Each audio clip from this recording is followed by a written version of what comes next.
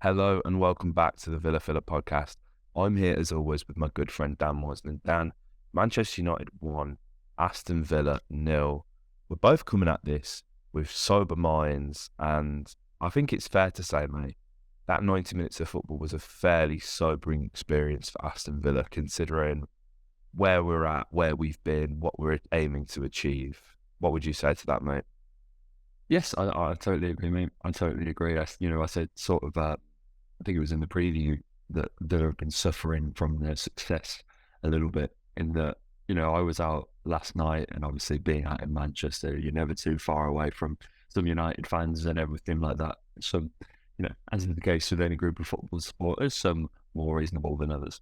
And they were sort of saying, it was like, look, isn't it crazy though? What a season you guys have had, that you came to Old Trafford and you felt like the side in the ascendancy, and you felt like, a side that United should be genuinely concerned about, and ultimately felt like we could get, if not a win, a result out of this game. And that's pretty crazy that, when they're on for, a cup double, and, that they've, okay, not had a great season, but they've still had a brilliant season under Eric Ten Hag compared to seasons gone by. It looks like they're finally on a good trajectory, and the fact that we went there, I think, and went there hopeful and felt that we could have got something is huge credit to the run that we've been on. I think, mate.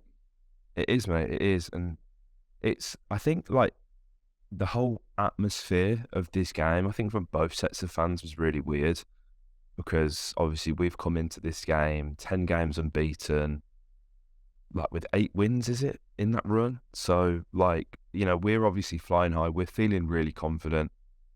The United fans protesting the Glazers. I ended up in these protests accidentally, mate. I was walking up from the tram and I got You're an anti-Glazer man, are you, mate? I didn't know that about you. I have to be now. I have to be. I was kind of stood there thinking, well, this is a bit funny. I didn't see my afternoon going this way. I was worried I weren't going to get in the ground. It was taking. I mean, you know how long it is. It's not really a long walk when you're going at not even 1 mile an hour with this protest, and there's flares and all sorts. It was the softest protest I think I've ever seen. But it's a credit to the people who actually took part in it. They're the people who really want change. They're the real Manchester United fans. Got speaking to a few people. I actually got a message off a guy who went to uni with us, Alex Knox. I don't think he'll be listening. Oh yes, to United yeah. But he sent me like a video of me. He was like, I could see, why are you protesting the Glazers? And I kept trying to find it. I couldn't find him, but I ended up speaking to him after the game. But yeah, it's fun. It's funny who you see and who you're relative. But no, less about the day and more about the football, mate. I said it on the last podcast, and I said the key word is fatigue, and I think we're really feeling it, as you say, mate. It's a really small squad, and I was kind of sat yesterday, and I was speaking to my friend Sam, who I went with, and I was questioning whether we peaked too early, because Yes, yeah. I think if you look at the fixtures and the run of games that we've got to play, we have to still play Liverpool, who obviously really turned it on yesterday against Tottenham. We've still got to play Brighton at the end of the season, and they obviously go to United in a few days now. United go to them in a few days, and it wouldn't surprise me if that is a win for Brighton, considering the form that they're in, and the fact that just purely we struggled to pick up the points against United. They've still, Brighton do have really tough games, right? So it's United, Everton, Arsenal, Newcastle, Southampton, Man City.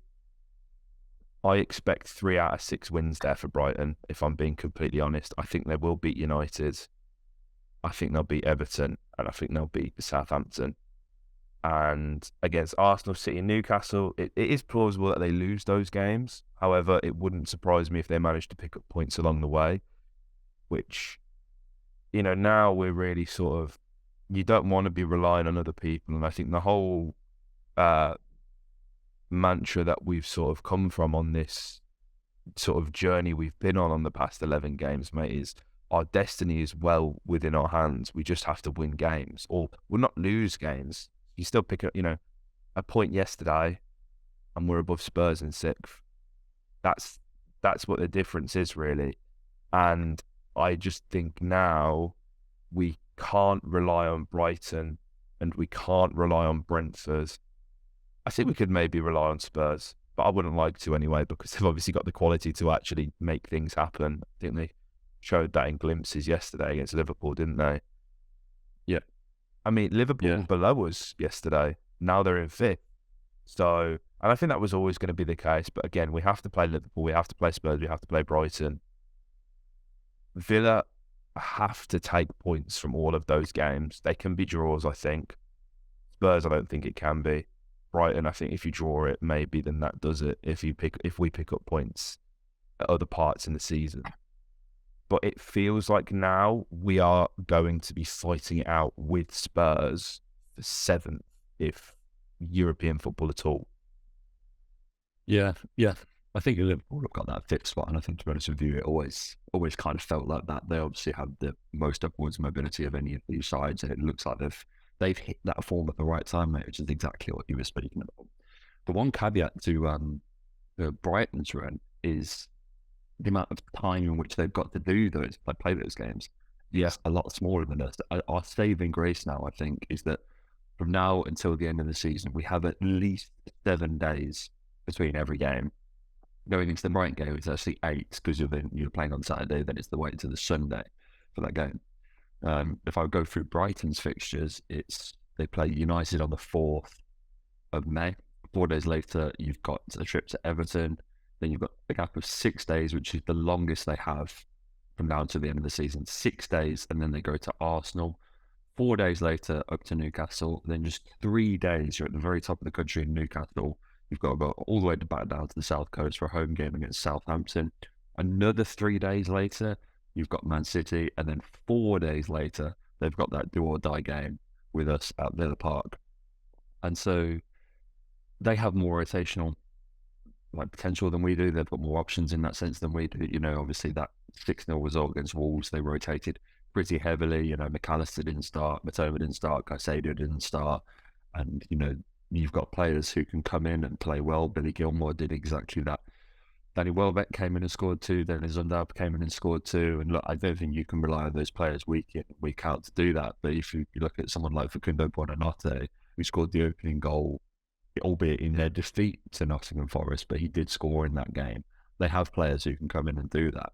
And that's what Villa are lacking at the moment, in that, you look at our bench from yesterday, and it's the same as always. At some points we've been listening to goalies on the bench just to make up the numbers. And it's kind of like, you have players, okay, we have attacking players that can come on. We can bring on Traoré and we can bring on John Duran, but neither of them are players that you can hang your hat on. And okay, like Traoré, you have to give him his credit, like he's come on and done that, but they're not players that you're bringing on with too much expectancy. Whereas I think other sides have got that, and United have had their own injury crisis sort of recently, but they've still got, they're still bringing on Anthony yesterday, they're still bringing on Anthony Martial. There's Fred coming on there unused. There's Weghorst and Palestri, and there's still a lot of options in there, and we just don't have that. That's the only risk. And I know I'm not saying that it was a mistake or anything like that, but these are the realities that we expected when we sold Danny Ings. Do you know what I mean? It's like when you hang your hat solely on Ollie Watkins, it's okay, well, we've made our bed now, and boss, I totally sided with that decision. John Duran, the wait for his first goal comes under. That's not sort of me digging it out there, but it's just the reality. And we might not. He's a player that we can't rely on to come and get a goal. And so these weeks now between games, we need to take really, really seriously. And I know that we will, and make sure everybody's back as in full fitness for the weekend. And if you look at the fitness update that we get before games, you never know sort of how accurate that is. Yeah, I mean, they said that Matty is close to making a return from injury, but obviously he couldn't make the trip to Old Trafford. They said exactly the same for Leon, in that he's close to a return. Buba and then Felipe were a little bit more vague. They said that they were progressing well, but I'm not in the squad. And so you don't really know what any of that means. I mean, Matty and Leon seem like the closest to coming back from injury. I think Matty would make a real difference. I think Leon maybe less so, but just to have another body to rotate in and out there would be really useful, especially on the wings where we're in attack generally where we're a little short. So I think that's what it comes down to, mate. I think we have the upper hand in the amount of time that we have between games, but Brighton can combat that with a little bit of a deeper squad. So it's going to be really interesting, mate. It's going to be really interesting. I think that result of Brighton's away at Forest, that kind of gives me a little bit of hope because, it shows that maybe there is a little bit of inconsistency there. They hadn't been on a great run before that. And so you don't know, but yeah, we just have to make the most of this period between games, basically. Don't you just miss the classic Dean Smith? Yeah, he's on the grass. Made it to the grass. He's training on the grass. Them updates, them Corley, Fly. When is Ross Barkley ever going to play for Aston Villa again? I think one thing you're totally right. We've not been afforded the luxury of a week off for the past 3 weeks. Really, it's been really intense, and obviously we've been able to grind out them games. And it's hard to be like too disgruntled about what happened yesterday, to be completely honest. I think if you're looking at it holistically, not even holistic, if you take your claret blue and his spectacles off, and you look at it from a neutral perspective, Erik ten Hag masterminded the perfect way of stopping this Aston Villa side, and that kind of leads me to the question, mate: is this the blueprint? Is this how teams beat Villa? Do you pack the midfield with 5 bodies and smother us? Or is this something that we are capable of playing around and, being able to beat that press with, as you say, mate, a few more days recovery and with better, or not even better, just options to rotate? Did Ten Hag just show the Premier League how to stop Aston Villa? Yeah. I think he did. I think definitely this version of Aston Villa. I think when we've got those bodies back, and maybe when there's a little bit more freshness in the side, then maybe it's a little bit different. But when Villa are leggy and tired, and if we're showing that in games, I think there's definitely an element to that, really. Yeah. I think the thing is as well, I think when you look at that side, we said really the defence and the goalkeeper are the issue. And I mean, we had 3 efforts cleared off the line from set plays. So it's not like Villa were totally out of this game, and it was a much better second half. I was sort of temporarily in awe of Casemiro. Dan and I both love Real Madrid. You've seen Casemiro a fair few times, haven't you? When you've visited the Bernabeu. I've not seen him. This is my first time seeing him in the flesh because I don't think he played at Villa Park. And obviously part of that Real Madrid dynasty that won 4 Champions Leagues in a row, 3 in a row. And I was sort of temporarily in awe of him. And then I realised he's just a flat track bully, mate. All he did was follow JJ and kick lumps out of him. And listen, I know that's part of what he does, and is why he's probably the best 6 in the world, right? Because it's a dying breed, really, the Casemiro types. They're now, the 6s of the modern age are your Boubacar Kamaras, right? The elegant passers who can float in between the lines and pick out 40-yard passes and a press-resistant. Casemiro can do that, but he's as rugged as any footballer from any previous generation. He's hard as nails. And JJ is somebody who I think in recent weeks I've accused of maybe being a bit of a passenger and sort of not necessarily being the perfect partner that Moreno needs in the defensive phase. I can't really accuse him of that in this instance because he just got bullied the whole game. And I think Ten Hag knew, when you look at that midfield, JJ's the ball carrier. He's going to be the one that is going to run fearlessly at this Manchester United side, as demonstrated in the last game, right? The last 2 games at Villa Park. Jacob has been vital in dismantling Erik ten Hag's Manchester United. So it came as no surprise that he'd kick lumps out of him. But I was hoping for a reaction from JJ, and I think there just wasn't that. I'm not hanging anyone out to dry here. He's a young kid coming up against the best defensive midfielder in the world, in my opinion. It's going to happen, but he's someone who you look at to sort of make things happen, and he just wasn't able to do that really in this game, was he? No, he wasn't. Gabriel Casemiro was excellent. I really did. You have to.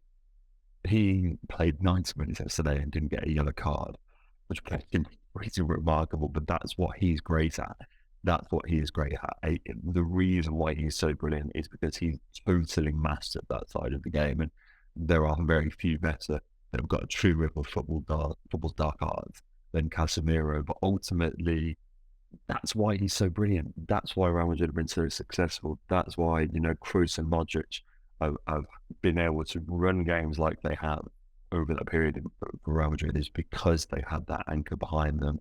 And that's exactly why United signed them, is that so that Sabitzer and Fernandes and Eriksen can go and do what they are so great at, and he can be the aggressor behind them. We're not the first side to fall short to this midfield. Casemiro, Bruno, and Christian Eriksen, they're undefeated in games where they've all started together for Man United. 16 wins and 2 draws. It's pretty incredible.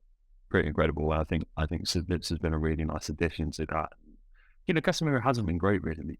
He hasn't been playing his best football, but he certainly looked back to his best yesterday. And yeah, I didn't really think we had. I think this is sort of sums up the game, man, and on JJ and everything like that.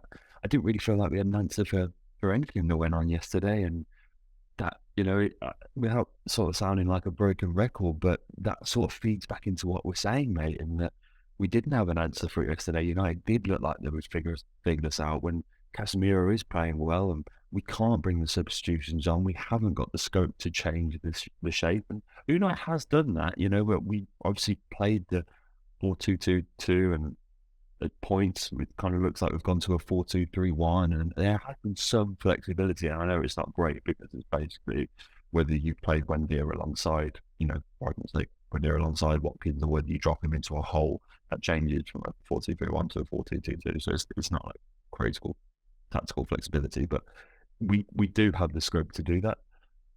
But ultimately, the Premier League takes a long time to adjust to tactical quirks, and long time, a surprisingly long time. That's why sides generally that come up from the Championship that can offer something different tactically tend to do quite well in their first season, because as a league, we are surprisingly slow to adjust to these things. You sort of think about the success that Leeds had when they came up under Bielsa.